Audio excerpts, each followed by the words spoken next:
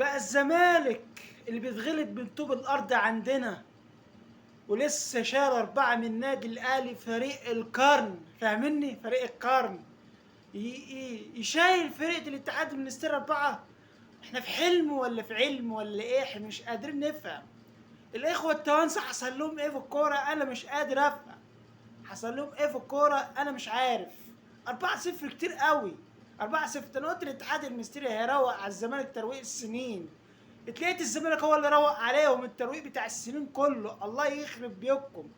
فريق التوانسه ايه؟ اخوة التوانسه حصل لهم ايه؟ انا مش عارف. جايين ايه؟ ايه اللي كان بتخش زي الرز كل شويه شوطه زيزو يجيب جون؟